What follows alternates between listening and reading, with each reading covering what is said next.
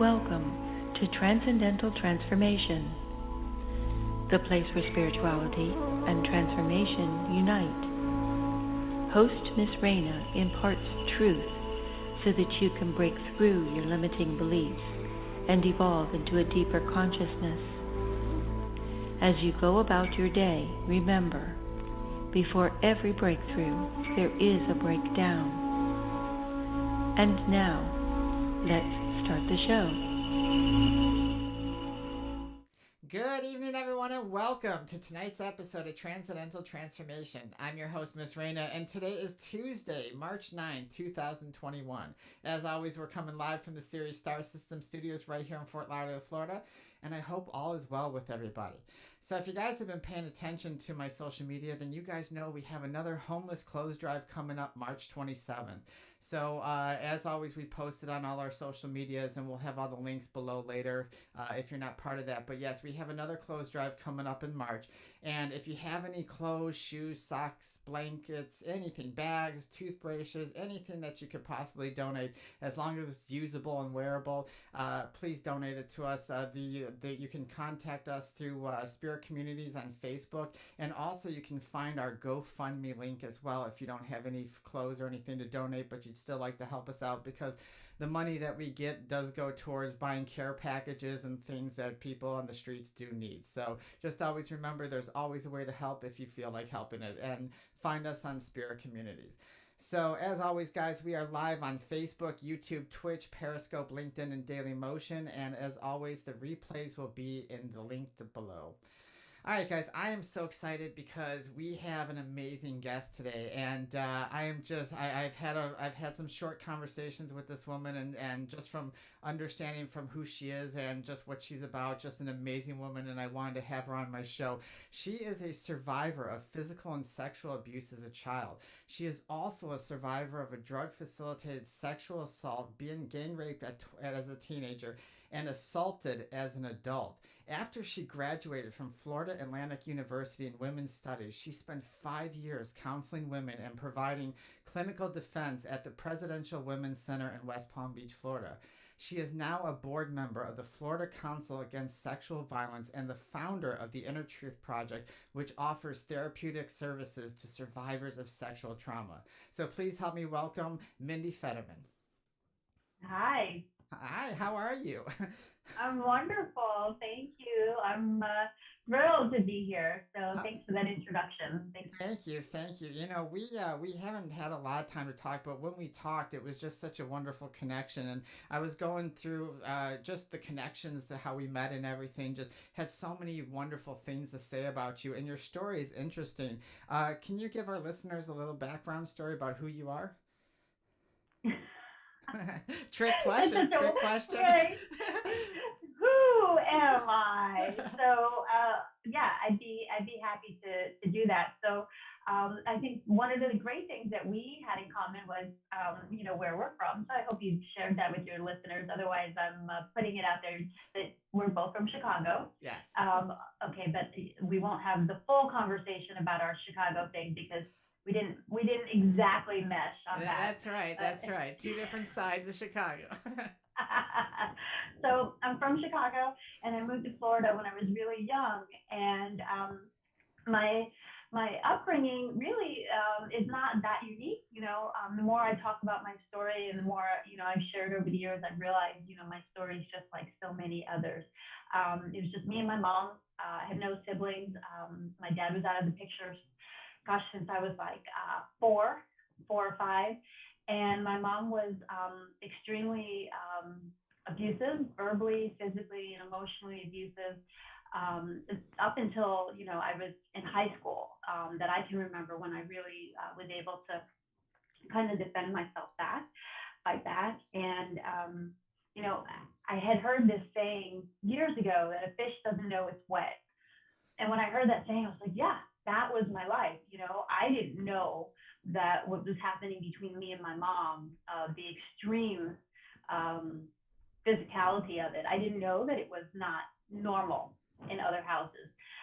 So that was just my life. And, I won't go into the gory details, but when I was really gosh, about 6 or 7 years old.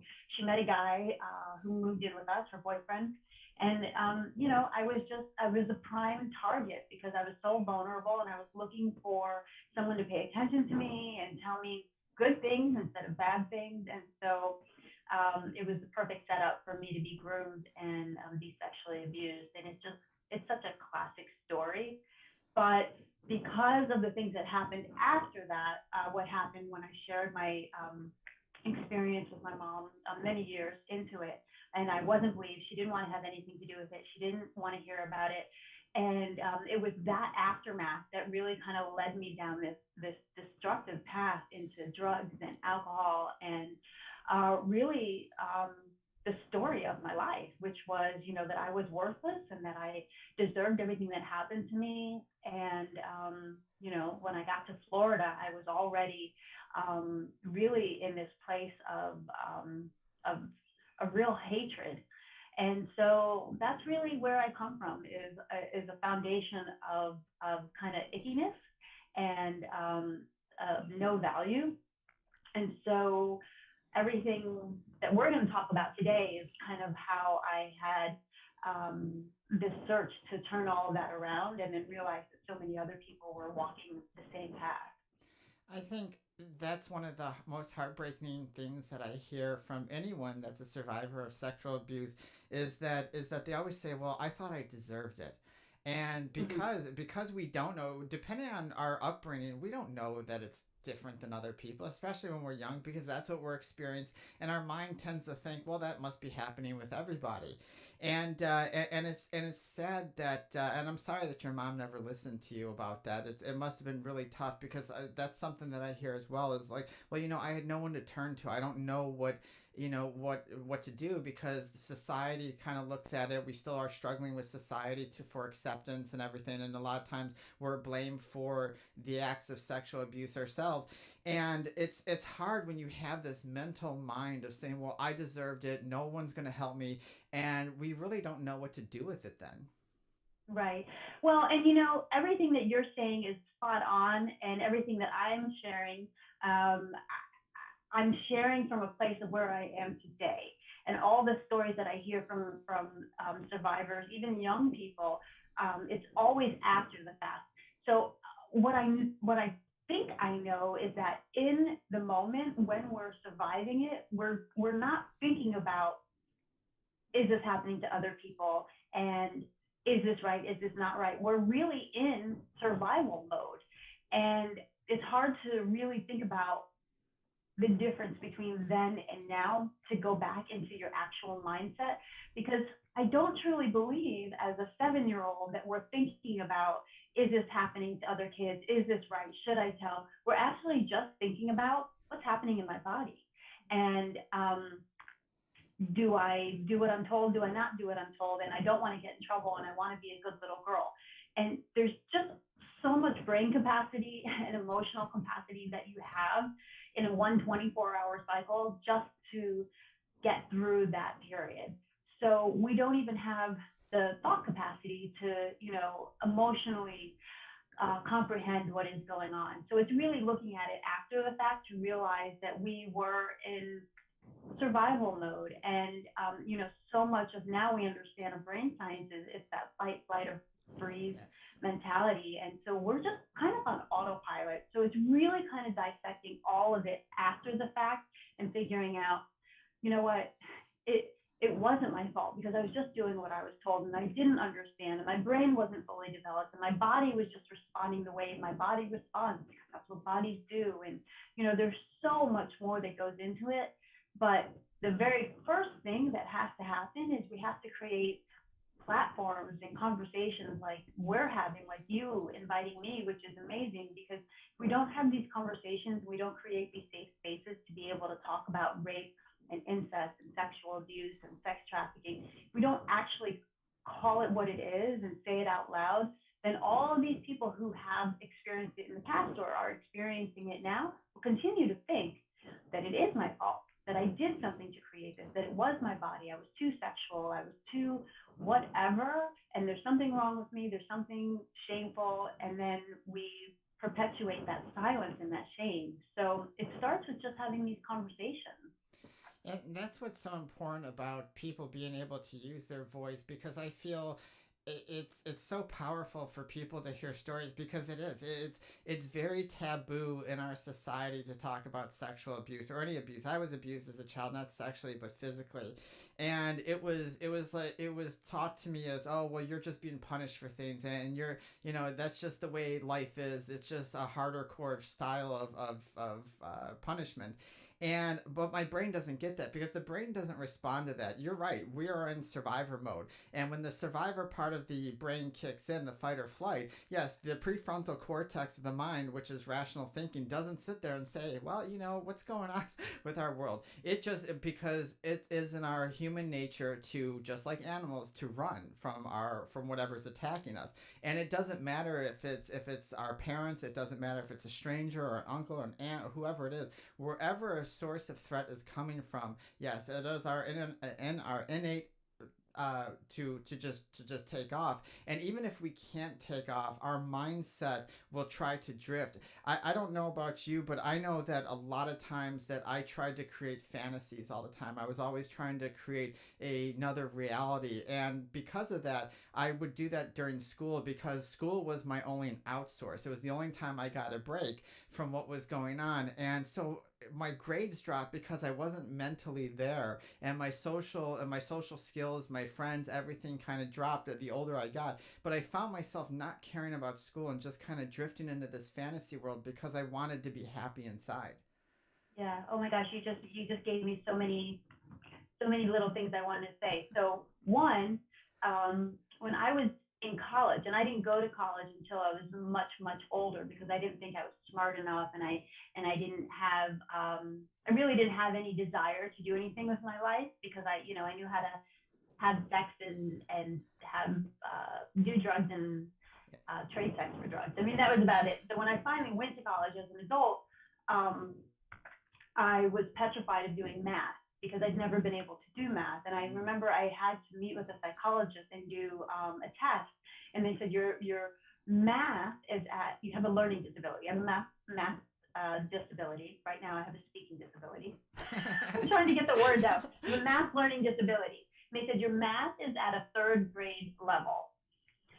And it literally stopped me in my tracks, because that is when my abuse started. And I remember talking to my therapist about it, and she was one of the people that really helped me understand.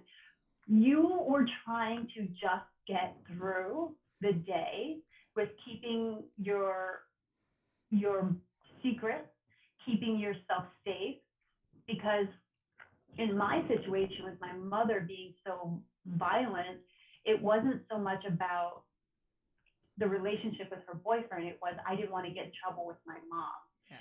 And I thought that if she knew about this special relationship, I was going to get the crap beat out of me, right? Yeah. So, I mean, you're trying so hard to keep all of that together. I didn't have time or the brain capacity to worry about, my multiplication table. And so you think about all the things that are going on with children, when they're trying to, of course somebody's calling me right now, even though I told them not to. So, you think about children failing in school or getting behind or getting into trouble. It's not so much like what's wrong with you. It's what's happening to you. And nobody was asking those questions, of course. And, something else that you brought up, you said about the fight or the flight.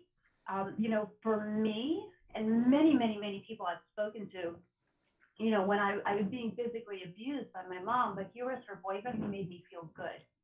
He told me good things about myself. He made me feel happy when he was around, and he physically made me feel good. They were things that I wasn't prepared to feel, certainly not at that age, things I was way too young to understand. But that led into the years of guilt and shame and making me feel like I caused it, I created it, I didn't stop it. But it's so important for people who have experienced this, especially early on, that your body responds the way your body responds, especially for men. The statistics are astronomical. For men, it's 1 in 6 who will be violated in some sexual crime before the age of 18. 1 in 6. Yeah. For women, it's 1 in 4. And so these numbers are based on what's reported, and we don't report this, so you can imagine it's probably even more. But for men, the stigma is so great because if they have a reaction, bodily reaction, they think that it must have been because they enjoy it. And that's not the case. And the same is for women, for girls or for boys, our bodies just naturally respond. And so sometimes we stay because it's not bad. So sometimes, we teach children, if somebody hurts you, you need to tell. Well, what if somebody's not hurting you?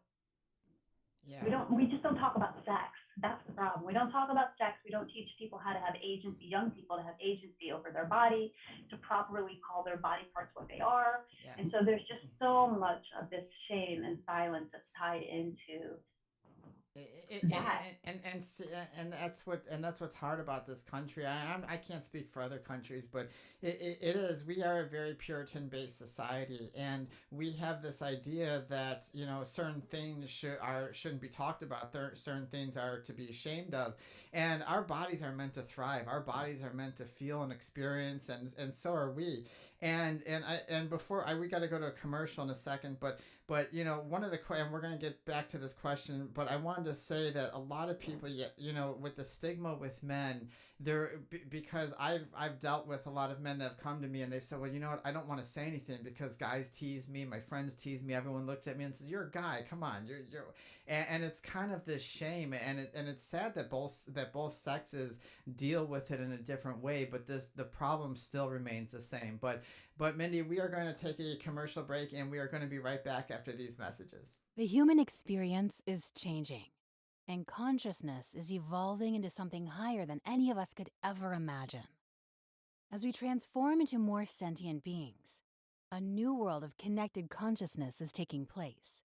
Welcome to I Am Evolution, the movement in human development that transforms the human experience into a deeper consciousness through perspective and duality.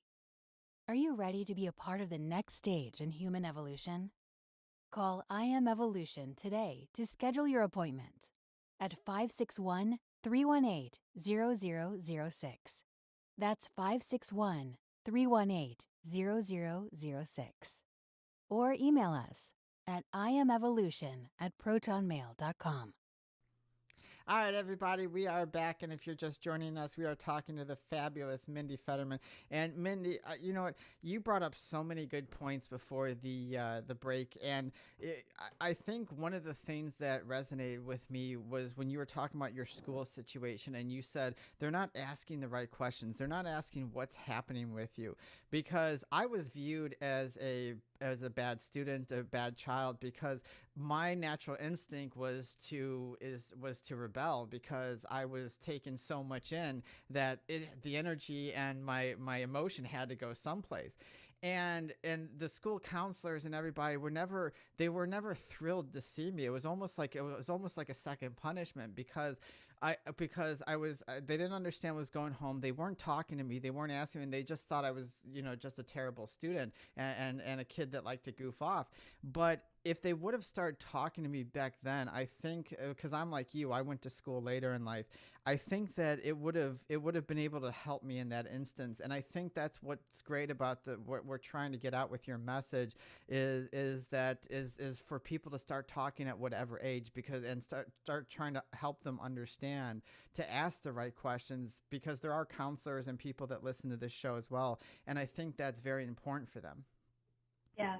Well, and I don't have a magic answer. I have to say, I don't know that we can ask more of our educators, because they're already, taxed to the limit. They have so much that they need to do, and we ask them, to become therapists, and that's not necessarily fair. And we also know that many parents just aren't capable, or for whatever reason they don't want to talk about these topics. But here's what I do know works, and what my my lifelong mission is to help people understand, is that there's some really phenomenal organizations and movements in our country that are targeting pre-education and prevention, and getting out there with young people. And I think that's amazing, and teaching them, about how to say no and consent and unfortunately the stranger danger, which has so many fallacies, but is also important.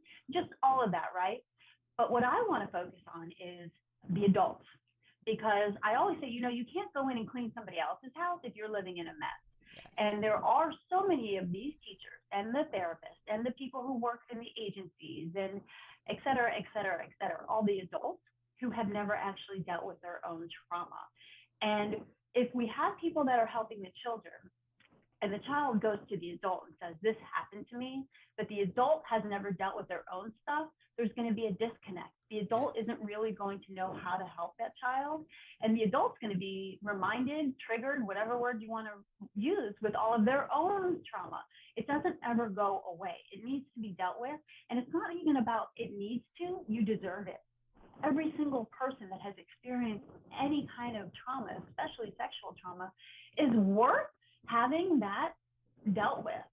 Yes. So I want to focus on all of those people who have already experienced it, who are walking around and struggling with substance use disorders and disordered eating and self-injury and processing disorders and mental health issues, all connected to their trauma, their rape, their sexual abuse, their incest. I mean, come on, today's the day. Yeah. We deserve so much more, and then you can be on the Miss Raina show and talk about like how fabulous you are, because, being raped is not a punishment. Being sexually abused is not a punishment. We create the punishment. Yes. And yes. we deserve more. Well, I think you said it perfectly, because teachers aren't therapists, and a lot of these school counselors aren't as well. But they do have the responsibility of teaching children, and a lot of times as a child, children don't understand the difference. They see a teacher as an educator. They see them as being someone, as an adult that they can go to, and I agree with you 100%, because adults haven't taken care of our childhood. Sets us up for all the problems that we're going to have as an adult and what we're dealing with, because when we get down to the fundamentals of our emotional state, it always resorts back to our childhood. We weren't loved enough. We weren't cared for. We didn't have this. Maybe we were picked on. Whatever the situation is, there's always some sort of trauma. And so, Right. and I agree with you, because I had a teacher one time come up to me, and I never had this teacher ever for a class or anything. They came up to me and they're like, Miss Raina, you're a loser. You're never going to amount to, and just started going off on me. And I was in high school, and I was talking to one of my friends, and I was like, what is going on? And just completely snapped on me. And I didn't know what was going on then. I was just like, wow, that was really weird. But as I grew and I educated myself, I realized there was an association. There was something that I represented to that teacher that triggered that emotion, that made that teacher come up to me, because it was totally inappropriate, and come up to me and vent their unresolved emotional state to me. And unfortunately, we don't, in our society, we don't learn how to deal with who we are. We're taught math, English, science, all this stuff, and prepared for a job. And I think that's what's so great about what you're doing, is you're educating beyond that, because we are human beings first and foremost before our work. Right.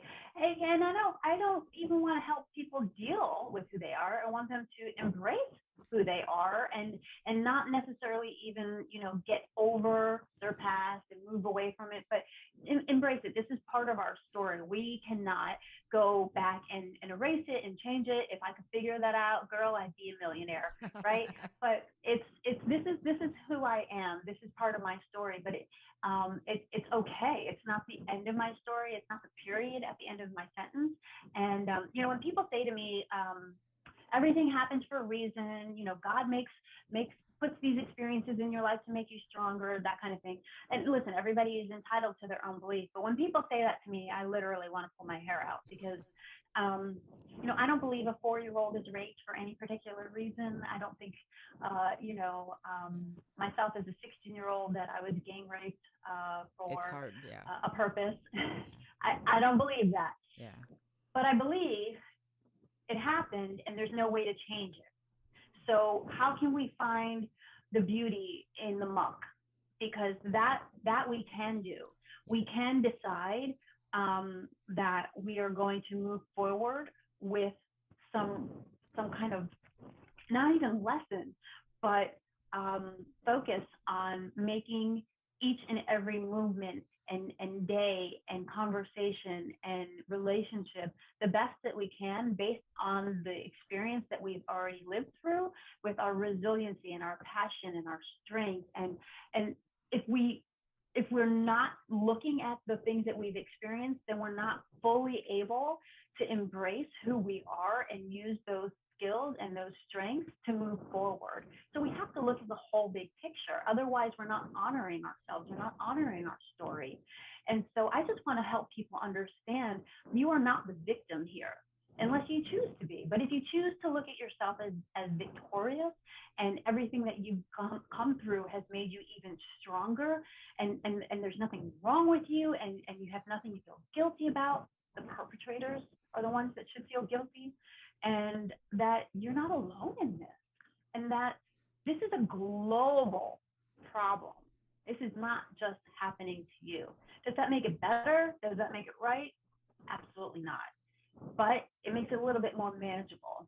And, that's what we're just trying to do at the Inner Truth Project, is give people, men and women, all genders, different opportunities to kind of right size the experience they've lived through and transfer it into some way that they can feel empowered and use it to live their fullest expression of themselves. I think you said it perfect. The victim is a mindset.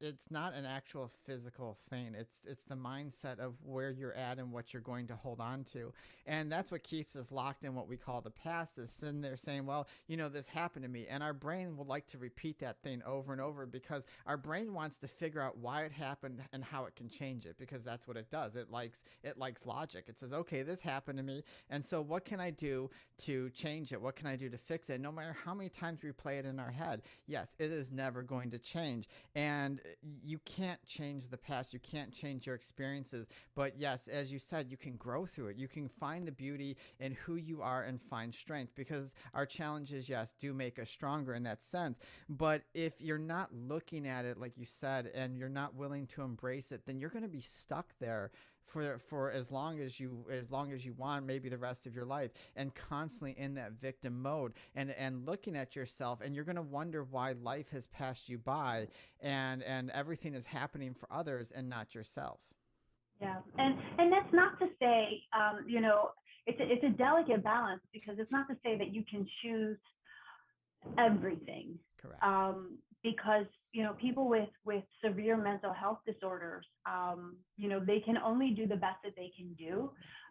Anxiety and depression and complex PTSD and schizophrenia, dissociative identity disorder, these are all real things that our survivors that we work with are dealing with. And so to say, hey, good morning, happy Thursday, you get to choose your mood today, it's insulting. It's yes. Insulting, right? Because there's some real chemical imbalances that are going on in our brains, a lot of times due to what we've experienced, especially when you said, you try to think of something happier and disassociate when you're going through trauma. Part of our brain literally splits, and that happens to a lot of survivors if we disassociate. So coming back and integrating into ourselves and doing the work is one piece of the puzzle, but having a mental illness takes a lot of work and a lot of support, but it doesn't just mean that there's a choice all the time. However, we do get to choose if we're going to work on it. And there are many people who just say, I'm miserable, I have all these things happen to me, and I'm not going to do anything. And so there's the difference. It doesn't mean that you're going to be happy. And by the way, the goal isn't to be happy. The goal isn't to be happy every day.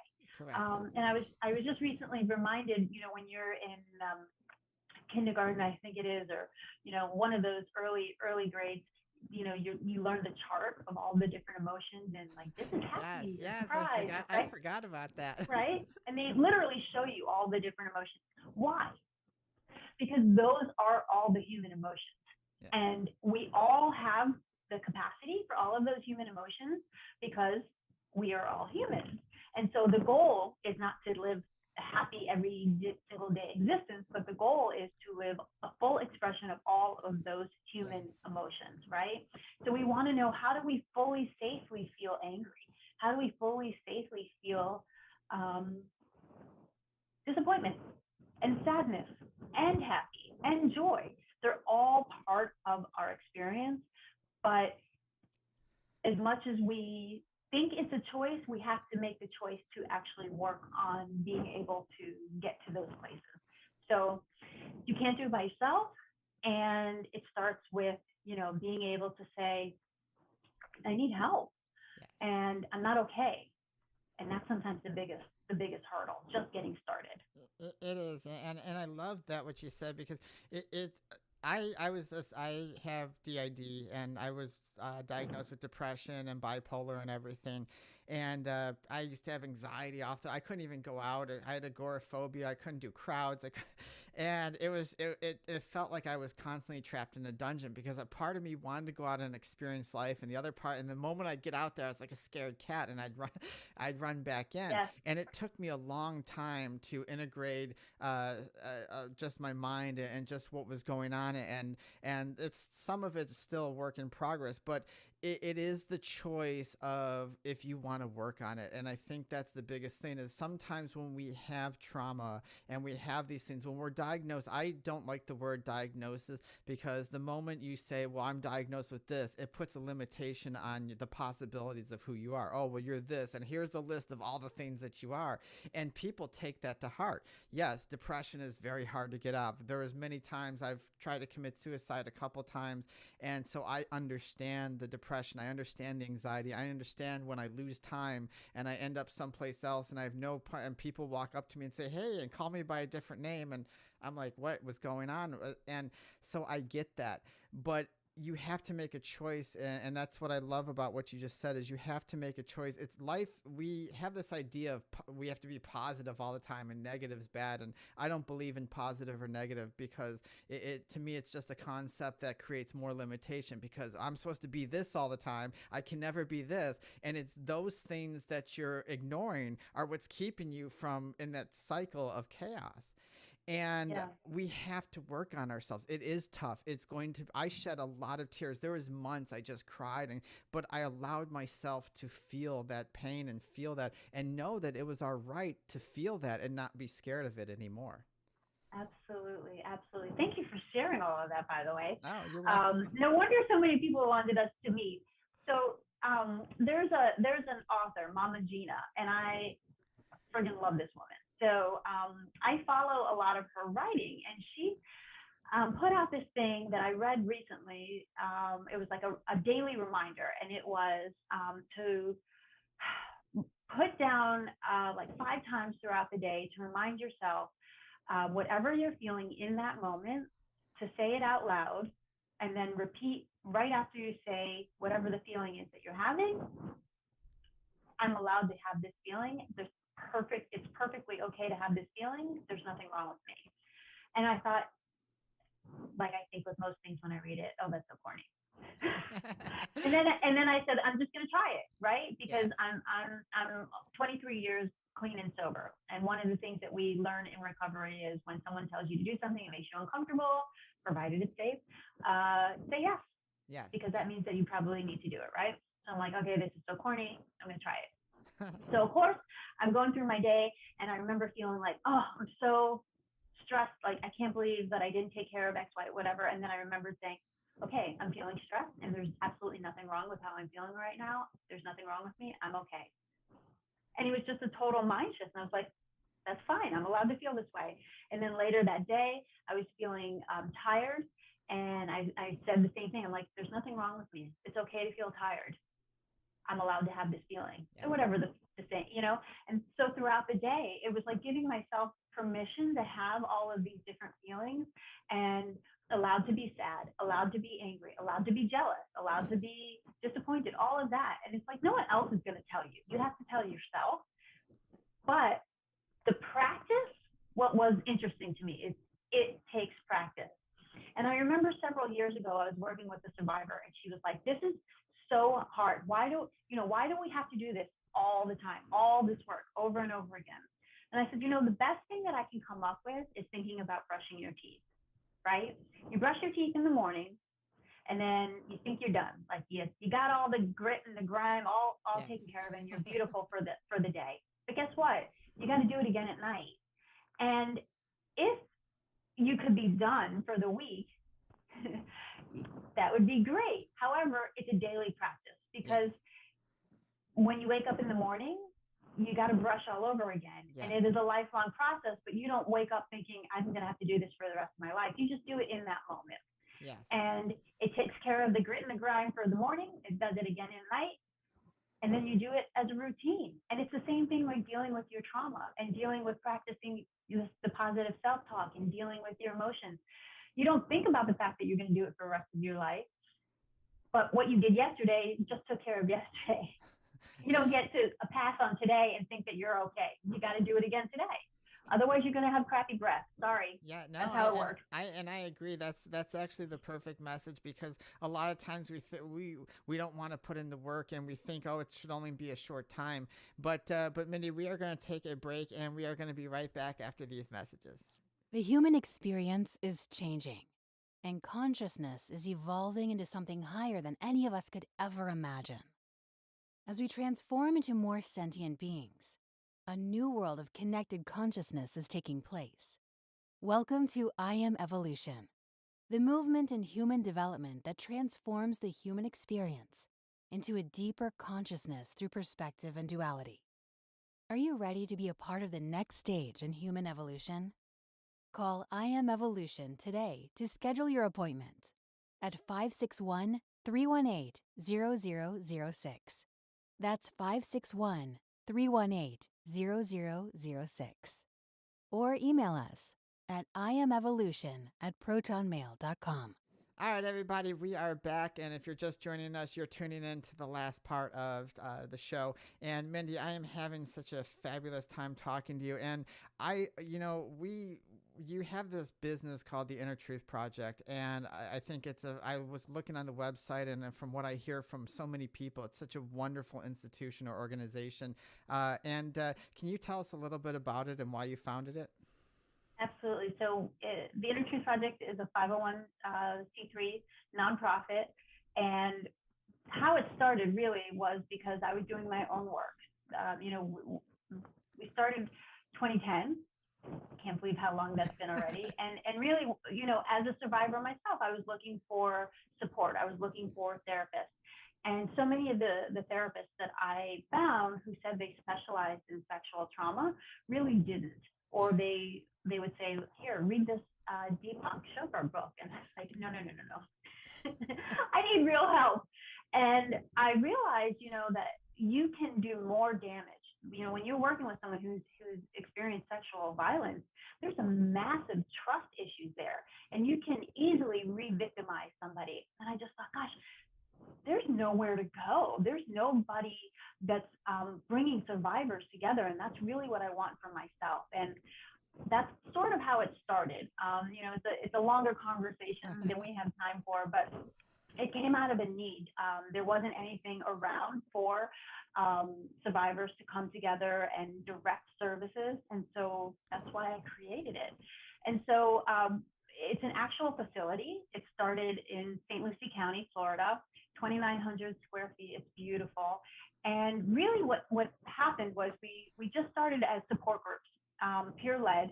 So survivors could come together and just, you walk in the room and you see somebody and you don't have to say anything like, I was molested, I was raped, any of that. You just see somebody and you know that you're safe.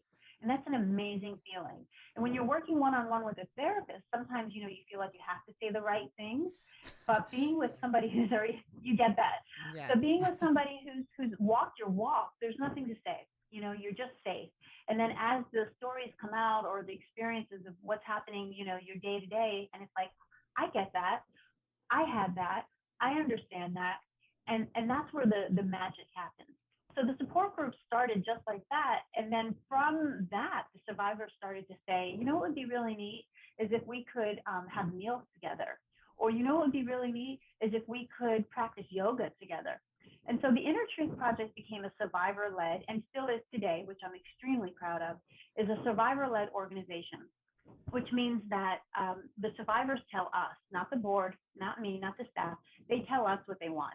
And we have a representative council made of individuals from all of our different groups, and they tell us this is what we like, this is what we don't like, or this is what we would like to see happen. So the mission of our organization is to help survivors really transform their life from living as victims into their most victorious lives, their full actualized selves, and become educated and educate the community about what sexual trauma is and how we can prevent it. And then also make sure that we're always bringing in all the different modalities of healing for our survivors. So we do right now work with adolescents starting at age 10 and then all the way up to 18. And then our adult program, we have survivors in our 70s right now. We work with men. It's gender inclusive. So we have all genders, all separated, men's groups, women's groups, LGBTQI plus groups. And then we work with military sexual trauma as well, because that's a whole separate beast. And then we work with families. So we have a partner group for secondary trauma. We work with parents of survivors, even if it's an adult survivor, because sexual trauma affects the entire unit. Yes. So we really approach it with a family systems approach, if it's appropriate. And then we really want to help survivors understand all areas of their life. So we're not just going to provide individual therapy and the cognitive behavioral or DBT, whatever it is. And the group support, we're going to work with them with the case manager to see, are you in safe housing? Do you know how to write a budget? What's your diet like? When's the last time you had a mammogram? Many survivors don't get medical care, whether it's because they're uninsured, underinsured, or because they're afraid to go to the dentist and have something in their mouth. There's a lot of different yes. scenarios like that. So we work with them in all of those different areas. And then just like myself,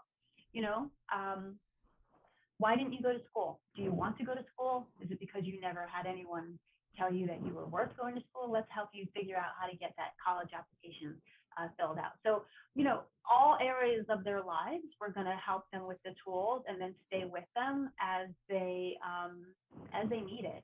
And then the last piece that we're really proud of is helping them if they need legal support, not necessarily providing it, but helping them get connected to the right answers. If they need help figuring out how to fill out their victims' compensation paperwork, or if they're looking to do any type of working in connection with their perpetrator outside of the criminal justice system. So there's different things that we can do. It's very individualized. Most of our services are free. We don't take insurance. We do all of it through fundraising, through the public. Hopefully your listeners, if they want to help us, all of the money goes to directly helping the survivors. And we get a couple of grants locally from the community as well. And then United Way and the St. Lucie County Children's Services Council has been phenomenal for us. But that in a nutshell is how we work. The last piece that is really cool too is we have a lot of somatic programs, because we really want to help the survivors get integrated back into their body, which is something that you were talking about. Yes. So we do trauma-sensitive yoga, art therapy, writing workshops, equine therapy, or equine therapy. I can never figure out which. Some people say equine, some equine. By the way, do you say roof or roof? Roof. I don't know. I probably have that up north accent still. I know. Well, it's the Chicago thing. So how do you say the horse therapy? Oh, I can't even say the word. I'm dyslexic, so there's certain words like equestrian and I can't believe I said equestrian. I usually can't say that word. I mess it up so much. I live in horse country right now, and everyone's like, oh, and I'm always like, yeah, the and they're like, yeah. Yeah. So. Everybody tells me I say it wrong. So equine or equine, roof or Equine, roof. yeah, I would say equine, yeah. And so all kinds of experiential therapies Yes. that we offer our survivors, so they really get back into their bodies. So it's pretty cool what we do. And I think that's you're so inclusive in so many areas, and actually that's surprising because you cover everything from adolescents, teens, adults, all genders, military. I mean, and being so inclusive, that's very unique, because I know there's places out there that only deal with women or only deal with men, and I think it's great that everybody comes together. And what I really liked what you said is we talk to the person and ask them, well, what do you want in life? Because we don't know what we want in life, because we've been dealing with our trauma so long that becomes everything about our life. So like what we want, what we like, all our interests take a back seat to everything. And our Right. schooling, because schooling is important. If we want an education and we want to do something, we do need schooling. But at the same time, we never take time to figure out what we want, because it's this dance inside of our head. And it took me a while, because I was always forced, well, you're going to do this and you got to go to school and you get plus deal with all this other stuff. And it's a lot of pressure. And I think that's so wonderful that you actually sit down, and your organization sits down and says, just a simple question of, what do you want to do? Absolutely. Well, again, that's why, we're survivor led. I feel like I have some great ideas, but it really comes from the survivor. And, we hear the things that they're struggling with, and it's Yes. so amazing when they get to have therapy and their life starts to open up. But then once they're realizing that they have so much potential, and then there's so many things that they want to do that they never realized that they did want to do, or that they can do, they don't really know where to turn. And so we want to really stay with them through all of that. And, being able to reclaim your power and feel empowered is about making sure that you are addressing all of those areas of your life, your health, your diet, your spiritual life, your education, your job skills, all of that. And so, why stop at just getting therapy, which is huge, when we can do more? So we Yes. want to do that with everybody if they want it. Not everybody wants that, and not everybody needs that, but that's just part of what we want to be able to provide for people. So it's really sort of like that one-stop shop to changing it all around.